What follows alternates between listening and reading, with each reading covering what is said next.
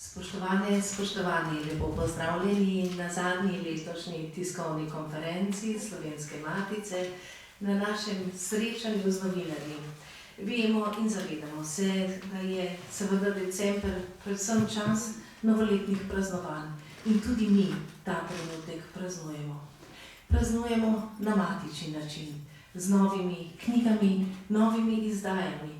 In to je naše veliko knjižno praznovanje in torej poklon slovenskemu jeziku, slovenskim ustvarjalcem in seveda tudi vam, ki ste si danes vzeli čas in ste z nami. Kot vidite, na delovnega elana na Slovenski matici nikakor ne manjka. Predstavljamo nabor zelo različnih, tako vsebinsko kot tudi strokovno in tudi žanrsko različnih knjižnih del, ki so izšla v zadnjem obdobju, tako rekoč v zadnjem mesecu.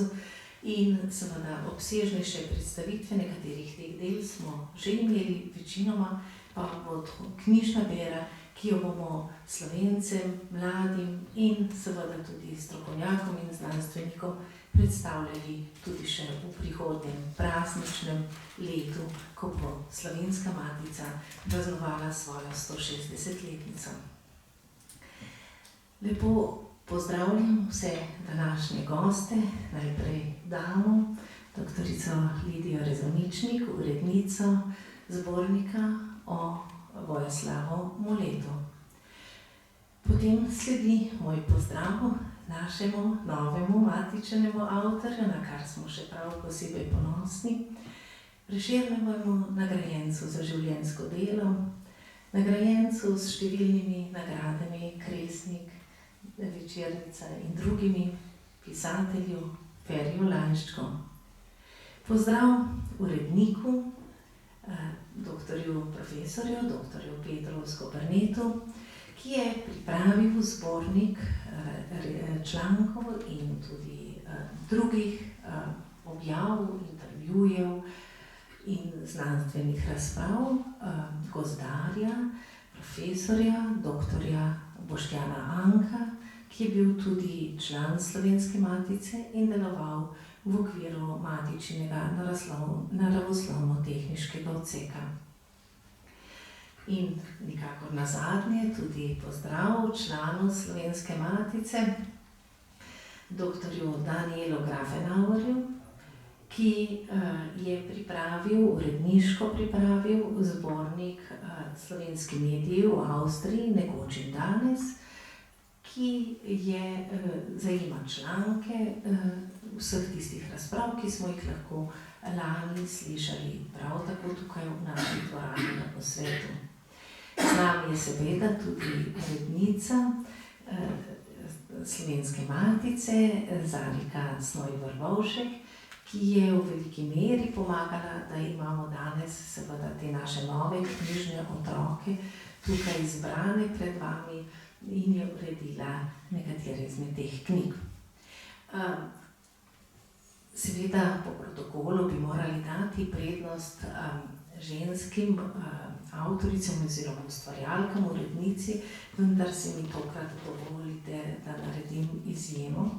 Predvsem zaradi tega, ker Slovenska matica z knjigo Življenje nima naslova obuja svojo zbirko Zabavna knjižnica. Ta zbirka Zabavna knjižnica je prvič izšla leta 1886 in v njej so izhajala dela slovenskih in tudi drugih slovanskih narodov, krajša besedila, zelo različna, vendar kontinuirano vse do leta 1918, ko je naša zbirka Zabavna knjižnica nehala izhajati. In prav je, da seveda v praznično leto 2024 vstopa matica tako, da oživlja ponovno to zbirko po zelo dolgih letih, kot vidite, več kot 100 letih. In še veliko bolje prav, da jo začenja ugledni ustvarjalec. Feri Lajnšček, ki je danes z nami in ki je za Slovensko matico napisal, kot je tudi on sam žanrsko označil, kratek roman oziroma kratki roman Življenje nima naslova, zgodbo o dečku Denzi, ki živi ob duševno bolni materi in seveda zaradi tega zabrede v številne dramatične trenutke, sooči se z materino krajo, kako to rešiti in kako rešiti, bo seveda zdaj povedal Feri Lajnšček. Izvoli. Je prav lepo vas pozdravljam. Zmeraj nekako ponavljam, da literatura, kot jo jaz razumem, ni zavezana samo duhu časa, ampak je zavezana tudi duhu globine. In tako kot razmišljam o literaturi za odrasle, razmišljam tudi o tem, kar pišem za otroke. Se pravi, tudi to naj bi bilo zavezano tudi duhu globine. In to nekako skušam v svojih delih uveljavljati. Zdaj, namenoma to poudarjam zaradi tega, ker je ta kratki roman nastajal na drugačen način kot večina mojih del. Pravzaprav je nastajal zelo dolgo, kar je tudi nenavadno, ker je vendar ena tanka knjižica. Ampak skušal sem ujeti v zgodbo neko ugotovitev, neko idejo, neko misel in to mi je običajno neljubo, običajno ne pišem na ta način. No in zakaj gre pravzaprav? Že leta in leta med druženji z mladimi, pogovorih, stikih, tako ali drugače po šolah, ugotavljam, da ti mladi vendar notranje živijo drugačno življenje, kot mi ga prepisujemo. Namreč zdi se mi, da vedo, kaj so te temeljne civilizacijske vrednote. Zmeraj skozi pogovore pride to na površje, vedo, kaj je resnica, kaj je pravica. Skratka, da ne naštevam, saj poznamo naše civilizacije, utemeljene na teh vrednotah. In jaz sem se zmeraj spraševal, kako je to mogoče. V svetu odraslih, ki je tak, kot je, ki je zavezan temu dolgo časa, zmeden, zlagan, vzporedna resničnost, da ne grem dalje, pokvarjenost taka in drugačna, družbena, skupna. No in kako to, da ti otroci to še zmeraj vejo? Jaz sem dolgo časa o tem razmišljal. Neko najbolj preprosto ugotovitev, mogoče lahko povem, kad ni dolga. Zdi se mi namreč, da ta moja vera v pesniško resnico v tem svetu, se pravi v resnico, ki se ne da ponarejati, ki se ne da zlorabljati, s katero se ne da manipulirati, da se tu potrjuje ta moja vera. Zdaj, s to pesniško resnico mislim seveda na to, kar je nastalo s prvo zgodbo, kar je potovalo skozi čase, z miti, legendami, pravljicami, književnostjo, umetnostjo, skratka. In še danes potuje. No, to je zdaj ta moja, mislim, da še danes potuje. Kljub temu, da se tega ne da preprečiti. Zdaj, lahko bi se pogovarjali na različne načine, lahko bi govorili o nekem duhovnem genu, ki to omogoča, ampak bi šli preširoko. Skušal sem postaviti pač ta svoj roman, neko idejo, na nek kontekst tega dečka, ki dejansko se zdi, kot da nima nobenih možnosti v življenju, zaradi vseh teh okoliščin sem nekako preizkusil ravno po tem vprašanju temeljnih civilizacijskih vrednot in zdi se mi, da je zmagal. Zdi se mi, da je zmagal, zato nekako ob vsem veselju, da lahko to sjajno tradicijo te zbirke nadaljujem, se mi zdi, da lahko stojim za tem. Ravno zaradi tega, ker je ta deček zmagal v tej zgodbi. Hvala Feriju. Zmaga dečka, zmaga seveda neke resnice, zmaga iskrenosti. V času, ki je vse manj iskren, je tako zelo, zelo dragocena. Vendarle bi morda povedala še nekaj o tem, da je hkrati seveda z avtorjevo govorico sledi tudi slikovno gradivo oziroma ilustracije Jureta Engelsbergerja, ki nekako v dialogu z avtorjem govorijo o stiski tega dečka in seveda tudi o njegovi zmagi. Hkrati pa bi vprašala avtorja še o tem, najprej je bila debata v naslovu knjige, pogovarjala sva se o različici Danes je čuden dan ali Življenje nima naslova in ta paradoks, da smo knjigo naslovili z naslovom, da življenje nima naslova. Kaj je potem v njej, če ni življenje? Ne, vsekakor moram reči, sem ti hvaležen, da si me peljala k temu drugemu naslovu, ki postavlja večje vprašanje. Jaz mislim, da je naloga umetnosti pravzaprav ni v iskanju odgovora, ampak zastavljanju pravih vprašanj. In to je zagotovo vprašanje, na katerega si zelo lepo odgovorila v svoji spremni besedi. In sem ti hvaležen za to spremno besedo. Ne bolj kot sem kdajkoli komu bil za spremno besedo hvaležen, z leti se pač zaveš, da je knjiga celota, šele ko je res celota. No, in ta tvoja spremna beseda odgovarja na vprašanje, ki si ga ti meni zastavlja. Tako da, če želiš, lahko ti odgovoriš. Bova kar povabila raje bralke in bralce, da odkrijejo to skrivnost. Ja, drži, treba si je, literatura je tista, ki zastavlja vprašanja in uči nas, kako si zastavljati vprašanja, tudi v življenju, tudi o mladih.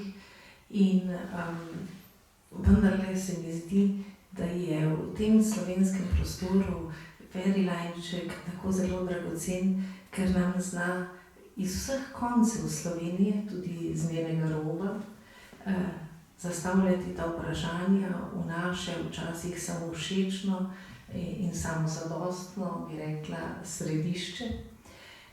In to je lahko družbeni rob, kot je Deček Denza, to je lahko geografski rob, kot seveda tvoje številne literarna dela, ki govorijo o Prekmurju in tudi o Goričkem v zadnjih letih. In seveda to je tudi, bi rekla, rob nekega časa, kot govorita romana Raza in Razpočnica. In vsi ti robovi so na nek način v tej knjigi, se mi zdi, izpostavljeni morda ravno zaradi tega, ker je Feri Lajnšek zaupal besedo otroku in zaupal spreminjanje sveta, spreminjanje ljudi okrog sebe, otroku, še toliko bolj sporočilni za ta današnji ujaz osrediščen svet. Spremno besedo v knjigi je napisala tudi Dragica Haramija, ki je seveda delo umestila predvsem v siceršnji opus, literarni opus Ferija Lajnška. In morda, Feri, samo še beseda o tem, tvoj Denza je takih Denz veliko in verjameš, da bodo spremenili ta naš svet in čas. Moram reči, da še zmeraj verjamem. Zdaj, veš to, kar rečeš, saj literatura zmeraj posega po teh mejnih, rodnih položajih, ker tam, kjer je vse urejeno, tam, kjer je vse v ravnovesju, tam, kjer je vse lepo in harmonično, je čudovito, da je tako, ampak tam ni prostor umetnosti. Tam tudi se človek ne pokaže v svojem pravem bistvu, ker šele v robnih situacijah se pravzaprav ljudje ali pa literarni enaki pokažejo, kakvi so. Tako da to je nekako samo po sebi umevno. Jaz zelo verjamem, da bo ta pesniška resnica potovala naprej in dokler bo potovala, bo civilizacija obstajala, ko bo nehala potovati, potem bo pa itak konec, ne? Potem se bomo znašli v nekem novem barbarizmu in od tu naprej si ne upam razmišljati. Hvala lepa, Feriju Lajnščku. Lahko bi rekla, kot sem pred tiskovno konferenco v razgovoru o tem, koga pravzaprav knjiga s tem pomenljivim naslovom naslavlja, katere generacije, katere ljudi, bi lahko rekla, da je to nekakšen slovenski mali princ 21. stoletja, ki zna in zmore nagovarjati vse generacije, ne glede na to, da je seveda napisan skozi otroške oči in tudi v kratkem žanru, v mladinskem žanru. Zato seveda knjigo vsem toplo priporočam v branje. Hvala, Feri. Mislim, da si zaslužil tako.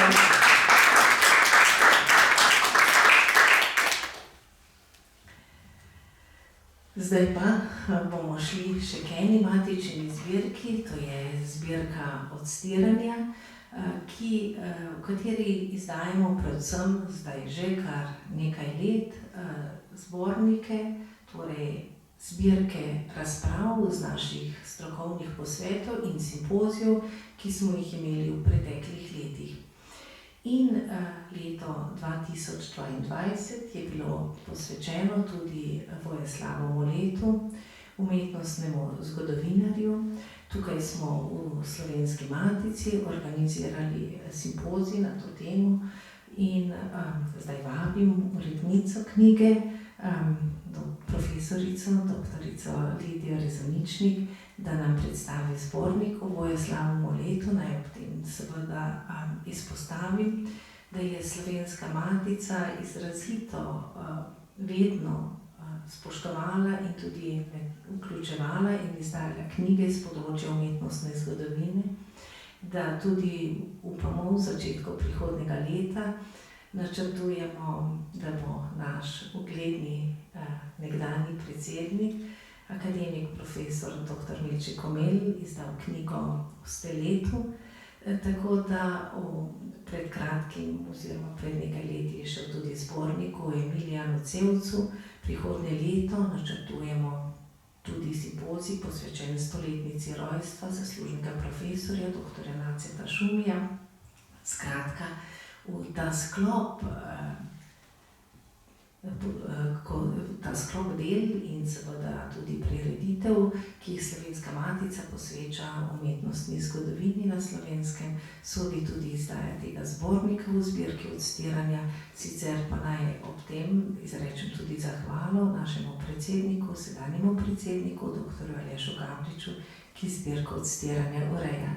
Zdaj pa gospa Rezoničnik, izvolite, beseda je vaša. Hvala lepa.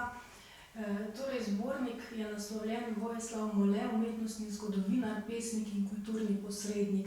In iz vseh teh treh vidikov smo avtorji prispevkov poskušali tudi osvetliti njegovo delo in njegovo življenjsko pot, ki je bila zanimivo že iz precej zgodnjih otroških let povezana nekako tudi s Poljsko. Namreč v spominih Mole piše, da je pri svojih 6 letih v Sežani v trgovini naletel na roman Henrika Sienkiewicza, zelo znanega, prepoznavnega avtorja, poljskega avtorja zgodovinskih romanov, in ta roman ga je popolnoma navdušil in, kot pravi, tudi zaznamoval za kasnejše življenje. No, kasneje se je Mole že v času svojih gimnazijskih let bodisi v šoli, bodisi tudi samostojno učil jezikov, hrvaščine, češčine, poljščine. Skratka, že sam se je razgledal, dodobra razgledal po teh kulturah tudi in seveda jezikih. Potem ga je študijska pot zanesla na Dunaj, kjer je sprva študiral pravo, nato slavistiko in romanistiko. Kasneje je študiral v Krakovu, v Rimu in potem spet se vrnil na Dunaj, kjer je zaključil svoj doktorat. Leta 1912 je doktoriral iz umetnostne zgodovine in klasične arheologije. Skratka, ta bogata in aktivna študijska pot je Moleta izoblikovala ne samo umetnostnega zgodovinarja, temveč tudi v razgledanega humanista in poliglota renesančnega kova, ki je nato po koncu Prve svetovne vojne in vrnitvi iz sibirskega ujetništva leta 1920 začel kariero univerzitetnega profesorja. Sprva kot docent za antično in bizantinsko umetnost na novo ustanovljeni univerzi v Ljubljani, nato pa je zelo kmalu dobil povabilo iz Krakova. Namreč naj pride predavati umetnostno zgodovino na Jagiellonsko univerzo. In to je tudi storil. Leta 1925 je odšel v Krakov, najprej za 1 leto, potem pa se je tam kar ustalil in bil kmalu imenovan za rednega profesorja zgodovine slovanskih narodov s posebnim ozirom na zgodovino umetnosti južnih Slovanov. Potem z izjemo obdobja med drugo svetovno vojno, ki ga je z družino preživel v Ljubljani, je Mole vsa svoja leta do upokojitve, leta 1964, deloval na Poljskem. In s Poljsko ga je vezala ne samo poklicna pot, ampak tudi zasebna, namreč poročil se je s Poljakinjo, s katero si je tudi ustvaril družino. No, že prej, v mladosti, v svojih študijskih letih in v času vojnega ujetništva pa je veliko pisal, torej pisal poezijo zlasti, ki jo je izdal tudi v 2 pesniških zbirkah. Prva je iz leta 1910, Ko so cvele rože, in druga iz leta 1920, Tristje ex Siberija. Ta njegova poezija je naletela na precej slabe kritike takrat, kar je Moleto odvrnilo od nadaljnjega literarnega ustvarjanja in posledično se je bolj preusmeril k delu umetnostnega zgodovinarja. Hkrati pa je vseskozi ostal z literaturo v tesnem stiku, namreč prevajal je poljsko književnost, prevajal je tudi članke, torej bodisi samo književnost, bodisi teoretične članke, in bil nasploh posrednik poljske kulture pri nas, in pa tudi obratno, namreč Poljak je seznanjal s slovensko kulturo, z dosežki slovenske književnosti, njegova žena Ela Mole pa je tudi prevedla izbor Cankarjevih novel, ki jim je Mole dodal predgovor. Skratka, to bogato Moletovo življenje in dejavnost, ne samo na področju umetnostne zgodovine, smo poskušali opisati in iz različnih zornih kotov prikazati v tej monografiji, ki smo jo razdelili na 4 dele, in sicer prvi del se osredotoča zlasti na študijska leta in pa na čas med izgnanstvom v Sibiriji. Tako Tone Smolej tudi na podlagi pregleda arhivskega gradiva Univerze na Dunaju opisuje študijska leta Vojislava Moleta. Naslednji članek Petre Svoljšak z naslovom Slovenski vojni ujetniki v Sibiriji in Vojislav Mole, pa seveda ta trenutek, torej ta leta, ki jih je Mole preživel v Sibiriji kot vojni ujetnik. Drugi razdelek monografije se potem osredotoča na njegovo poklicno dejavnost. Prvi članek Małgorzaty Smoron-Kružicke z Jagiellonske univerze v Krakovu opisuje pomen Vojislava Moleta kot umetnostnega zgodovinarja za razvoj bizantinologije na Jagiellonski univerzi in pravi, da je Mole pravzaprav začetnik univerzitetne zgodovine bizantinske umetnosti na Poljskem. Avtorica je tudi, lahko rečemo, posredna učenka Moleta, namreč je učenka Ana Rožicke-Brizek. Ana Rožicka-Brizek, profesorica, pa je bila učenka Moleta v Krakovu, torej oddelku za umetnostno zgodovino Jagiellonske univerze.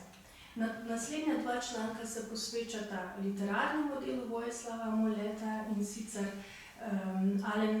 Albin Širca analizira njegovo poezijo, medtem ko Matej Hriberšek se natančneje posveča sapfiški kitici v poeziji Vojislava Moleta in s tem obravnava njegovo poezijo z vpliva antičnega pesništva in antičnih vsebin na pesniško ustvarjalnost. Potem pa sem sama poskušala prikazati vlogo Moleta kot posrednika poljske književnosti pri nas, in sicer zlasti na podlagi pregleda pisemske korespondence, ki je dostopna v arhivu Jagellonske univerze v Krakowu. V tretjem delu monografije smo prikazali arhivsko gradivo, dostopno tako v arhivu Republike Slovenije, o čemer piše Bojan Cvelfar, sama pa sem popisala oziroma predstavila zapuščino Moleta v krakovskih arhivih, torej v poljskih arhivih. Monografijo dopolnjuje govor člana Slovenske akademije znanosti in umetnosti Milčka Komelja ob slovesni otvoritvi spominske plošče na hiši za Ljubljanskim Bežigradom, kjer je Mole z družino živel v času druge svetovne vojne. Zanimivo, je to naključje ali ni, zdaj se tam nahaja ravno poljska ambasada. Potem sledijo še besede predsednika Slovenske matice Aleša Gabriča ob otvoritvi simpozija o Moletu in misli Krzysztofa Olenskega, veleposlanika Republike Poljske v Ljubljani, ki spodbuja k nadaljnjemu kulturnemu sodelovanju med narodoma v slogu seveda Vojislava Moleta. Monografija, ki jo izdajamo ob 50. obletnici Moletove smrti, torej poskuša osvetliti njegovo življenjsko pot od študijskih let skozi dozorevanje in razvoj profesorja umetnostne zgodovine, ki je postavil temelje poljski bizantinologiji. Hkrati pa obravnava tudi njegovo literarno ustvarjanje in delo kulturnega posrednika oziroma pomembnega veznega člena med poljsko in slovensko kulturo. Da bi bile posamezne obravnave še bolj nazorne, pa smo jim dodali še fotografsko in slikovno gradivo, torej to, ki je dostopno bodisi v arhivih, bodisi smo ga posneli sami na točkah, ki so zaznamovale Moletovo življenje oziroma točke, ki jih je on zaznamoval. Hvala lepa profesorici in doktorici Lidiji Rezničnik. Seveda je bila predstavitev tako izčrpna, da nam je kar zmanjkalo vprašanj, vsekakor pa bi želela ob tem poudariti, da smo odlično sodelovali z ambasado Poljske in že omenjenim veleposlanikom, njegovo ekscelenco gospodom Olenskim, tako da upamo, da se bodo v tem duhu tudi sodelovanja z drugimi ambasadami in seveda tudi s poljsko ambasado nadaljevala. Vemo, da imamo zelo dragocene vezi, stkane med slovensko in tudi poljsko stroko, tudi številne lektorate na poljskem, ki jih Slovenska matica zelo pridno oskrbuje brezplačno s svojimi knjižnim gradivom. Tako da tudi te vezi, seveda slovenstva po svetu, je treba ohranjati in se jih spominjati. Gotovo je zbornik izdan v počastitev Vojislavu Moletu, eden od pomembnih korakov v to smer. Vsekakor pa bi ob tem morda še poudarila, da bo v kratkem, še v tem letu, izšla še tudi monografija oziroma zbornik o Juriju Slatkoniji. To vemo, da je bil prvi dunajski škof, njegove 500-letnice smo se spominjali prav tako lansko leto, tukaj je potekal Matici simpozij in prav tako so članki z tega simpozija zbrani v zborniku, ki je že v tisku. Tako da tudi na ta način se bo nekako leto, matičino leto, zaključilo z knjižnimi izdajami vse do konca. Zdaj pa, če se torej lahko za izdajo knjige Življenje nima naslova zahvalimo Javni agenciji za knjigo, ki je izdajo te knjige finančno podprla, se moramo seveda tudi pri izdaji zbornika Vojislava Moleta zahvaliti ambasadi Poljske in predsednik še komu? Arhivu Republike Slovenije in Filozofski fakulteti. Tako da se za vsa taka sodelovanja iskreno zahvaljujemo, edino s povezovanjem in seveda združevanjem na tak način pri knjižnih projektih različnih slovenskih znanstvenih in kulturnih ustanov še uspemo sploh izdajati tovrstne knjige, za katere vemo, da seveda niso tako komercialno in potrošniško zanimive, so pa zelo pomembne in dragocene, da se spominjamo vseh duhovnih očetov slovenstva. In eden od takih je bil tudi profesor dr. Boštjan Anko na svojem področju, na področju gozdarstva.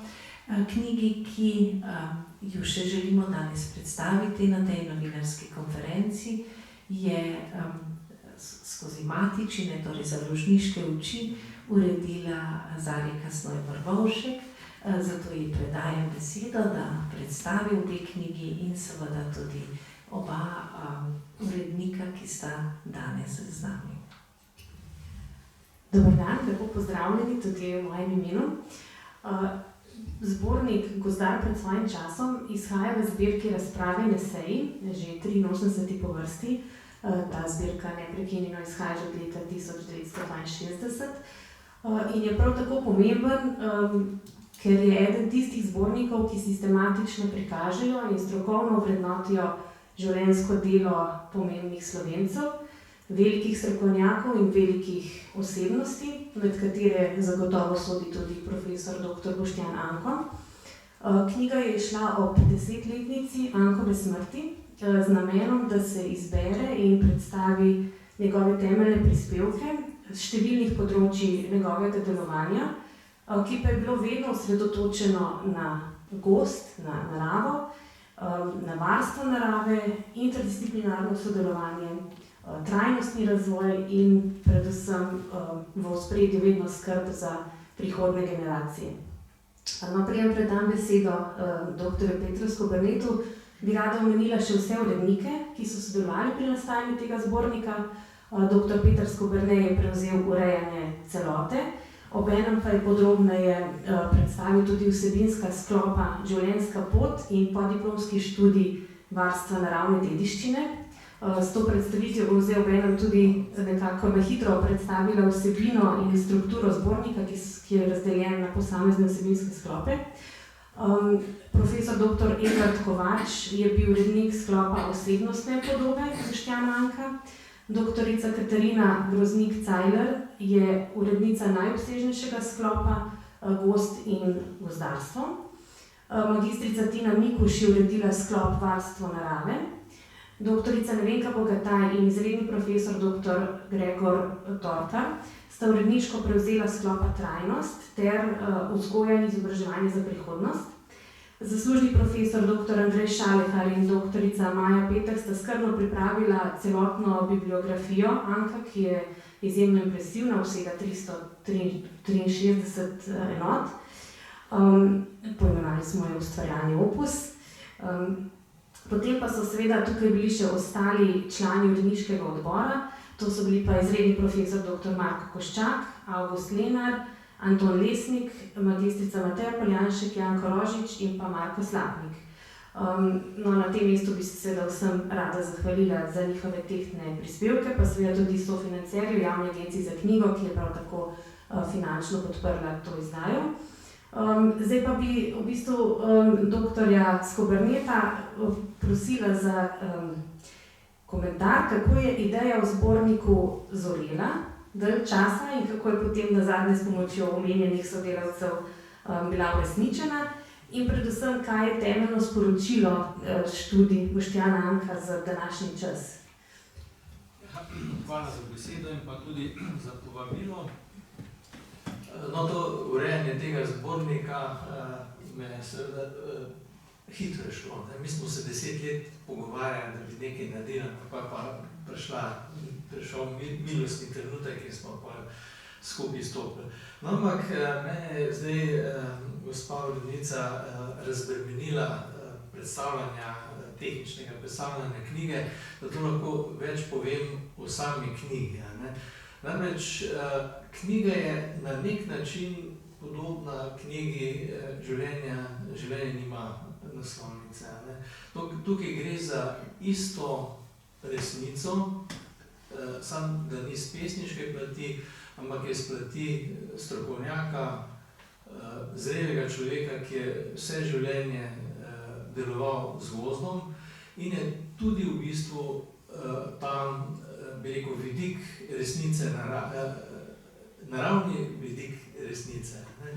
Tako da gre za v bistvu isto univerzalno zgodbo in zato ima tudi ta knjiga mal namen, da pokaže oziroma da zbere to sporočilo, ki ga je profesor Anko že v času svojega delovanja, potem je pa sam še dopolnjeval. Namreč Slovenija je gozdnata dežela. Če vas kdo vpraša, kaj je značilno za naravo Slovenije, jaz najprej govoril, to je zelo pestra država. Dokler mi ni en kolega iz Rusije rekel, prav Rusija je tudi pestra. Nisem mogel reči, da ne. In od takrat naprej rečem, da prva značilnost Slovenije je velika pestrost na majhnem prostoru. In to se kaže povsod, v naravi, v kulturi, v običajih, narečjih, karčnih. Druga je pa gozdnatost. Slovenija je razen tisto, kar je nad gozdno mejo in kjer je zelo močvirno, je gozd. To se pravi, tudi ta naša mestna polja, travniki, je prostor, ki smo ga vzeli gozdu, začasno. Takrat, ko mi opustimo neko dejavnost, se gozd spet vrača. No in zaradi tega je tudi gozd nek tak prispodoba neke stalnosti, neke trajnosti in seveda živi čisto v drugi časovni dimenziji, kot so generacije recimo enega človeka. No in to je recimo to, kar je Boštjan Anko potem stalno poudaril, to se pravi, kot gozdarji so tudi pri upravljanju z gozdom usmerjeni za eno generacijo naprej. In v tej časovni perspektivi se vse stvari kažejo v drugi luči. No in druga stvar je pa tam, razen te časovne dimenzije, da tudi sam ne moš nič narediti. Si vezan na druge. In to je tudi značilnost njegovega dela, da je širil to idejo znotraj gozdarstva in tudi zunaj. Povezoval naravoslovje in družboslovje. In zlasti potem, ko je tudi gozdarstvo, je gozd že v gozdnati krajini se je že širil zunaj meja gozda, v tist gozd, ki je samo potencial, ki je samo začasno ne gozd. Potem se je širil tudi v, to se pravi prostorsko, časovno itak, in pa, kot se rekel, družbeno. No in na ta način je tudi videl, da v eni generaciji pa en sam človek ne more v bistvu nič narediti. Zato se je zelo posvetil pedagoškemu delu. Znotraj gozdarstva je širil ta zeleni pogled in pa potem je pa ustanovil, kar ni bilo lahko, tudi medfakultetni magistrski študij varstva naravne dediščine, kjer je povezoval družboslovje in pa naravoslovje pri študiju. No in na ta način je gradil, bi rekel, nek potencial, ki lahko potem te ideje, o katerih je on govoril, lahko se pa tudi uresničujejo. Namreč ljudje smo taki, da se vedno odločamo za korist. To je čisto legitimno in pa logično. In zato je zelo pomembno, kaj imamo pri odločanju, na tej tehnici odločanja v drugi skodelici. Kaj nam pomeni recimo vrednota. Ker to je edina reč, ki nas lahko ustavi, da recimo ne gremo vedno samo v korist. In tukaj se bolj dotikamo te zgodbe o resničnosti narave. Če nimaš ti tega občutka za to resnico, se boš tudi odločil samo za kratkotrajno korist. In ta knjiga je zdaj šla v zelo aktualnem času, ko tudi na gozdarstvo pritiskajo kratkoročni ekonomski interesi.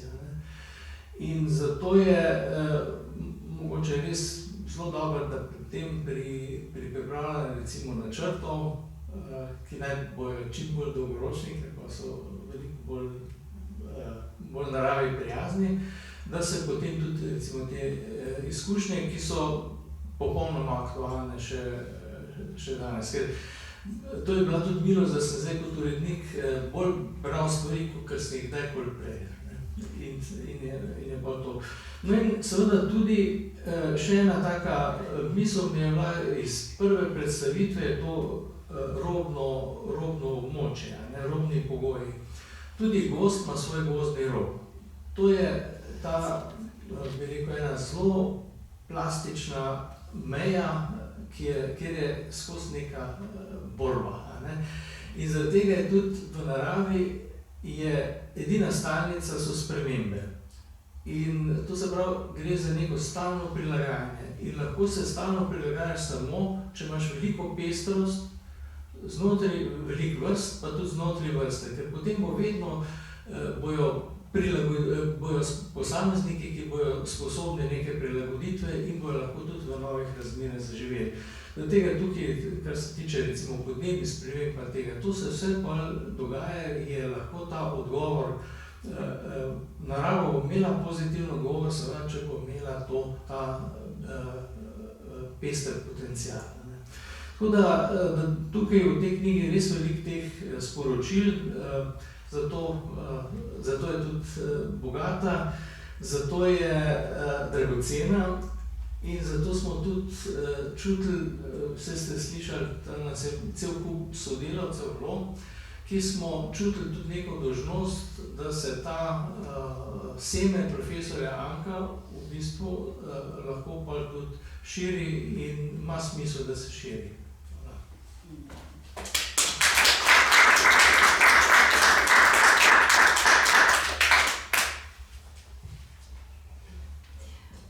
Ja, hvala lepa.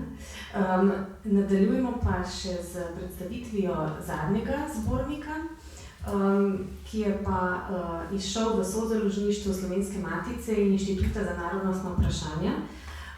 Kot je že doktorica Frida Jarc poudarila, so v njem zbrani prispevki z posveta o slovenskih medijih v Avstriji nekoč in danes, ki je potekal na Slovenski matici 24. oktobra 2022. Gre za drugi posvet in posledično seveda to tudi drugi zbornik na temo slovenskih medijev v zamejstvu. Ta dva sta namreč sledila posvetu in lani izdanemu zborniku z naslovom Slovenski mediji v Italiji nekoč in danes. Letos pa smo na Matici prav tako oktobra že organizirali tudi posvet slovenski mediji na Madžarskem in Hrvaškem nekoč in danes, katerega prispevki pa bodo v knjižni izdaji šli prihodnje leto. Za konec tega vsebinskega cikla, če lahko tako rečem, posvetov, pa v letu 2024 načrtujemo še 4. posvet o slovenski manjšini in medijih, ko bo pa pogled obrnen k vprašanju o prisotnosti slovenske manjšine v medijih v Republiki Sloveniji. No, pa da se vrnemo sedaj k temu, ki ga predstavljamo danes. Ta zbornik vsebinsko sledi posvetu in je tudi v knjižni obliki sedaj razdeljen na 3 vsebinske sklope. Prvi se posveča slovenskim založbam in radioteleviziji v Avstriji, drugi slovenskim tiskanim medijem in revijam v Avstriji in v tretjem gre za refleksije in perspektive, ki so jih avtorji prispevkov izpostavili. Avtorji prispevkov so po vrstnem redu, kot so tudi nastopali in so objavljeni, dr. Karel Hren, Lojze Dizar, Marjan Velik, Gabriel Lipuš, Sebastian Trampuš, Mateja Richter, magister Hanzi Filipič, Irena Testovnik, dr. Reginald Vospernik, dr. Andrej Leben, dr. Janko Male, dr. Daniel Grafenauer, magistrica Lidija Golc in dr. Daniel Vuti. Ob tem bi se seveda vsem rada zahvalila za sodelovanje, tudi financerju Uradu Vlade Republike Slovenije za Slovence v zamejstvu in po svetu in ne nazadnje tudi gospodu Janezu Strgarju, ki je s svojimi komentarji pomembno prispeval tudi k končni in čim boljši obliki zbornika. Seveda pa največ zaslug za ta knjižni izdelek nosi dr. Daniel Grafenauer, urednik celotnega zbornika, pa bi vas vprašala, kakšni so bistveni poudarki prispevkov v tem zborniku, kaj je bil pravzaprav njegov cilj in mogoče v primerjavi z ostalimi našimi sosedami, kakšen je položaj slovenskih medijev v Avstriji v odnosu Italije, Hrvaške in Madžarske. Hvala za besedo, lepo pozdravljeni. Hvala Zareka za uvod, za predstavitev, za zahvalo vama obema, bi pa se jaz želel se tudi zahvaliti za vso uredniško jezikovno delo, tebi in Janezu Strgarju. Zdaj seveda posvet o slovenskih medijih v Avstriji nekoč in danes je sledil pravzaprav vsebinsko in organizacijsko posvetu, ki je bil na Matici eno leto prej. Torej, bralcem ponuditi eno informacijo o slovenskih tiskanih medijih v Avstriji, o slovenski založniški dejavnosti v Avstriji in morda na koncu podati tudi nekaj izhodišča za premislek o tem, kako naprej, saj vemo, da število govorcev slovenskega jezika na avstrijskem Koroškem in avstrijskem Štajerskem pravzaprav vse skozi upada. Seveda cilj je bil ambiciozen, je pa pri številu medijev, ki obstajajo na avstrijskem Koroškem in Avstriji, seveda to težko narediti. Mi smo naredili en takšen jagodni izbor, povabili smo na primer predstavnike založb, na primer Mohorjeva, Drava, Vizer, že omenjenih avtorjev, povabili smo glavne urednike tednikov Novice, tednika Nedelja, povabili smo urednike knjižnih darov, tako pri Mohorjevi založbi kot pri Slovenski prosvetni zvezi. Sodelovalo je 11 avtorjev iz Avstrije, koroških Slovencev in 3 iz Slovenije, torej 14 prispevkov. Zdaj, prispevki so zelo različni po dolžini, po vsebini, saj različno pristopamo k temu vprašanju. Novinarji imajo svoj pogled iz terena, bom rekel, raziskovalci in tisti, ki se ukvarjamo s temi in drugimi vprašanji, morda malo širše gledamo na to, ampak kakorkoli upam, pa znam si zamisliti, da je to ena taka informacija o slovenskih medijih, slovenskih besed na Koroškem, ki je prvi izbrana na enem mestu in je neka podlaga za nadaljnje razmišljanje in delo v tej smeri. Morda dodal bi še, da je opremljena knjižica z temi logotipi slovenskih medijev v Avstriji, naprimer Radio Agora, Novice, Slovenska prosvetna zveza, Knjižni dar, Nedelja in podobno, da so v uvodu 3 nagovori predsednika Slovenske matice dr. Gabriča, državne sekretarke na Uradu za Slovence v zamejstvu in po svetu Vesne Humar in direktorice Inštituta za narodnostna vprašanja Sonje Novak-Lokanovič. Zdaj pravim, to je ena taka osnovna informacija, s katero se bo bralec, ki želi vedeti v medijih o slovenski besedi, torej nekaj več na Koroškem, lahko tukaj na enem mestu seznanil in potem vedel, kam pa lahko gre dalje. Na kratko, morda še to. Platnica sledi zborniku, torej slovenski mediji v Italiji nekoč in danes. Tukaj je torej zemljevid Avstrije, če lahko vidite, na prejšnji je zemljevid Italije. Nekako vsebinsko torej uvršča slovensko narodno skupnost tudi v vseslovenski ali pa skupni slovenski kulturni prostor, v ta, kako ne rečem, ta idiom, ki je začel nastajati že v 60. in 70. letih prejšnjega stoletja. Je pa ta slovenski kulturni prostor, ki je pravzaprav to na nek način nek rezultat, je transformacija političnega programa Zedinjene Slovenije pravzaprav v Včasih smo rekli politični program Zedinjene Slovenije, se je transformiral, ker nismo vedeli kako in kaj. V 20. stoletju se je transformiral v skupni slovenski kulturni prostor. Nekateri v novinarji pa poznavalci v zborniku razmišljajo pravzaprav, da je ta koncept nedodelan, da Republika Slovenija ne pristopa do tega preveč strukturno, organizacijsko, vendar deluje po neki inerciji samo razdeljevanja denarja v vse štiri prostore, torej vsa štiri zamejstva, če se tako izrazimo, v Sloveniji, v tujini. Ampak bi jaz morda tu se zaustavil, pa morda, če bo kakšno vprašanje, bom poskušal odgovoriti. Hvala.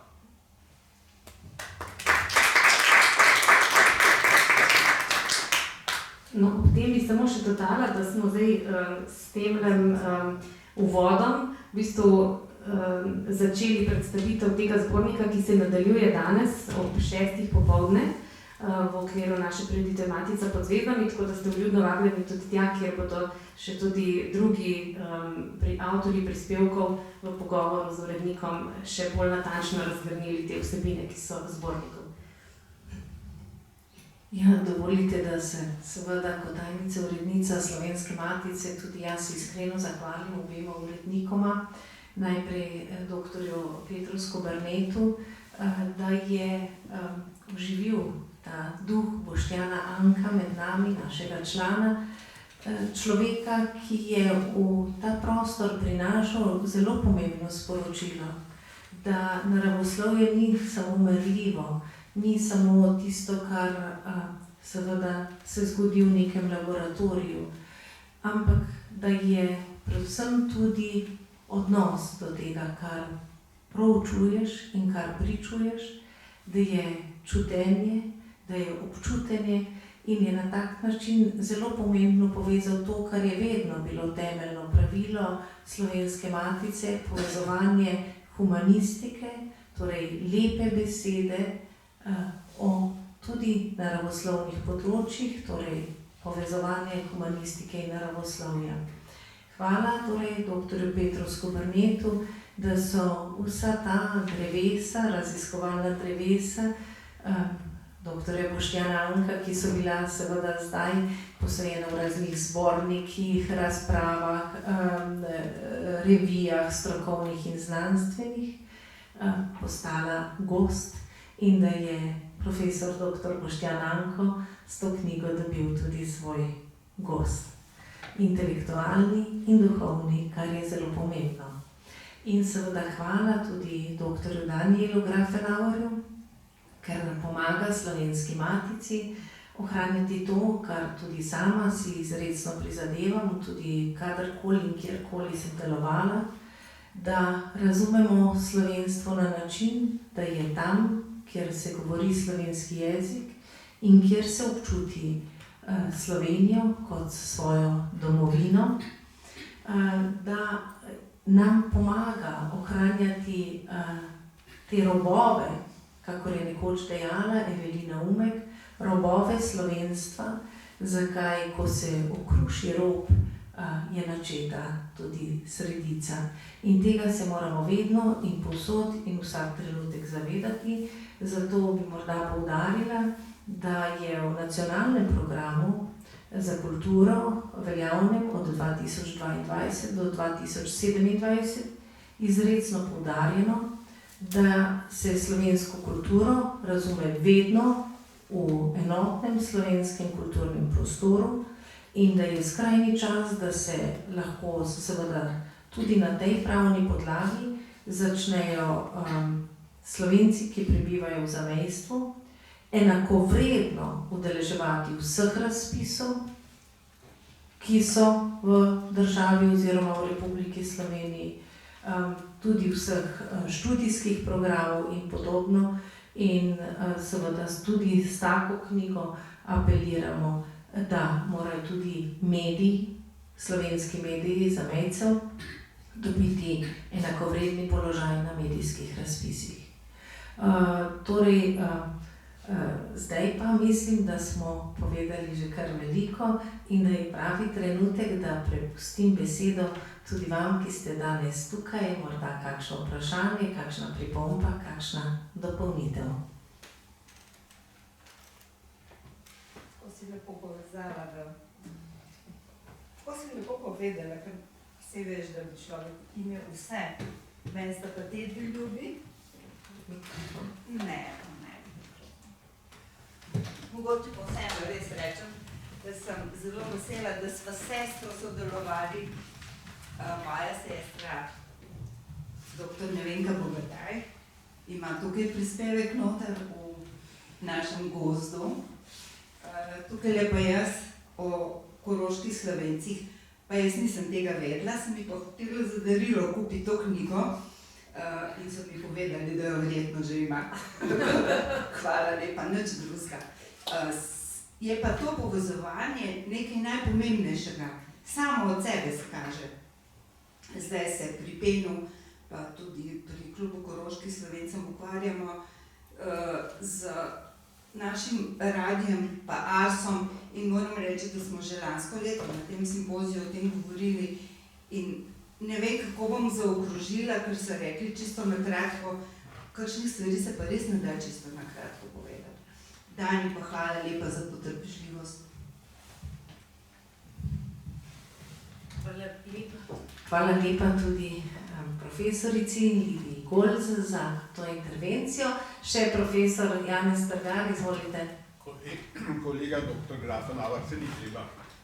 Se vešče izognil vprašanju urednice Zarike, če tvega kratko primerjavo tega zbornika s tistim preteklim za italijanski del prvenstva. Bom tvegal. Zdaj, prva ugotovitev je, da je ta obsežnejši, to je dejstvo. Preseneča, da je obsežnejši, čeprav vemo, da več Slovencev živi na italijanski strani meje kot na avstrijski strani meje, kjer je tudi nasploh dejavnost medijev živahnejša. Je pa tako, da novinarji so zelo podobno pisali v zborniku slovenskih mediji v Italiji kot v Avstriji. To se pravi kratko, jedrnato, kritično. Tukaj bi lahko potegnili neke vzporednice. Morda so precej več v zborniku slovenskih medij v Italiji sami novinarji podajali določene refleksije, perspektive za prihodnost. To so manj delali novinarji na avstrijski strani, ampak zato smo pa imeli avtorje, ki so, bom rekel, ta moment mogoče nadoknadili. Tako da bi lahko ju primerjali po vsebini, po kakovosti, po tem, da data oba neko informativno informacijo, koliko in kako je živa slovenska beseda pri medijih, pri publikacijah, tako v Italiji kot pa recimo v Avstriji. Še kakšno vprašanje morda?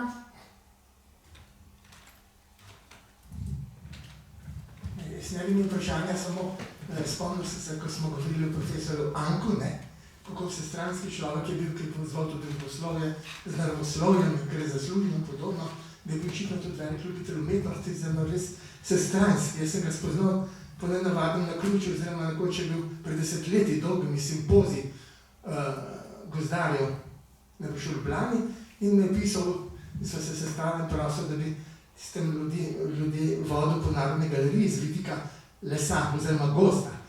Skratka, sem razlagal sliko, z vidika motivike, lesorez, materijala, skratka, in me je potem zelo zaprosil, da se prvič to poglobil nekako, se je pripravil bolj kot kaj drugega, in potem sem zančen pa njegovih pisem našel, skratka, tako resno vse imel in je bil strašno strasten, strastjo se tega loteval, in je bila cela vrsta potem ljudi, ljubiteljev gozdov, ki jih je vse tako zanimalo, da so nekateri potem nekako bi še pisali, se je celo zgodilo, da njih pošel nekoč potem Radle pri Deravi k njegovim prijateljem, oziroma Radle na Koroškem, in so mi razkazali gozdove in celo pokrajino in vse v duhu tega Anka, ki sem ga potem po dolgem času pa spet na novo srečal v upravnem odboru Slovenske matice, ker je tudi zavzet bil skušal buditi naš odnos do narave, zavest o gozdovih in tako naprej. Vseh vidikov, potem pa nenadoma, ko za sople govoril, bi mogoče ponavljaka, nenadoma je gasno, oziroma nažalost umrl, No, se mi zdi pa tudi zelo hvalevredno in lepo, da se je matica spomnila Vojislava Moleta, Knjige še nisem videl, ampak gotovo je krasna in tudi sem zvedel, da je v novejšem času, da so tudi omogočili pogled njegov arhiv iz Amerike, nekaj je prišlo sem in tako naprej, ampak to je dragoceno, ker on je tako vsestranski, Skratka, samo pesnik, tudi pesnik ni bil tako slab.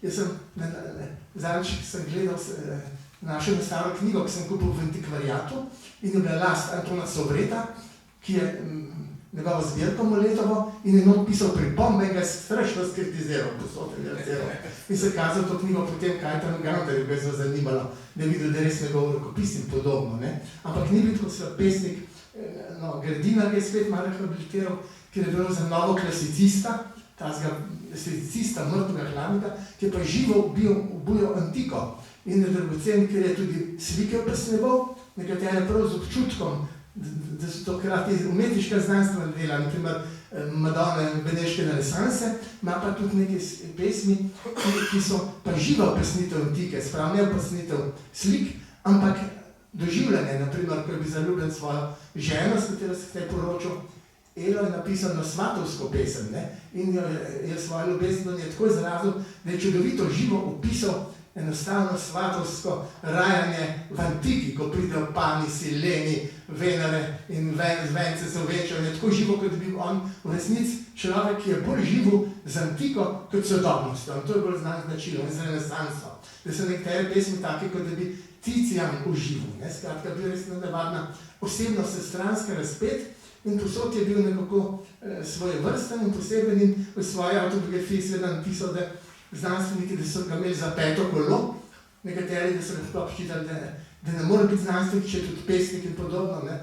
Posod je bil nekaj tazga, bi rekel, nenavadnega, obrobnega, Če pogledamo celoto, je bil pa edinstven in je res zelo vredno, da ni peto kolo, ampak da je zdaj se spet pojavil, oziroma da se bo tudi, kot vem, zanimanje zanj zelo obuja. Ker mi čisto senci izdole Cankarja, potem ste leta, Stele pa z njim seveda bi zelo vse življenje prijatelj, Cankar bi pa od njega distanco, ampak skratka lepo, da je ta knjiga šla, bo se veselno seveda prebrala. Hvala lepa. Hvala seveda akademiku, profesorju dr. Milčku Komelju za to pričevanje. Vidimo, da naše knjige že navdihujejo in seveda, da bo še vrsta razprav dragocenih, tako naših članov, članic, kot seveda vseh tistih, ki se na novo pridružujejo Slovenski matici. To je zelo, zelo dragoceno in seveda tudi zelo pomemben vidik. Jaz sem upala, če je še kakšno vprašanje, če ne bi današnjo tiskovno oziroma novinarsko konferenco zaključili. Upala sem, da bomo jo zaključili z besedami avtorja, ki je edini danes ustvarjalec med nami samimi uredniki, ki tukaj sedimo, pa je to besedo kar prepustil meni, ampak se na tak način nikakor ne bo izognil, da bomo zaključili z njegovimi besedami. Torej, uvod v roman. Življenje nima naslova. Sedeti ob reki, ki ladjice želja odnaša, še zmeraj verjeti, da jih tam nekdo čaka. Sedeti ob reki in vedeti, kako je tam, kjer ladjice ugašajo. Zreti čez potopljena upanja, pa še zmeraj verjeti. Verjeti, verjeti. In roman se zaključuje z besedami.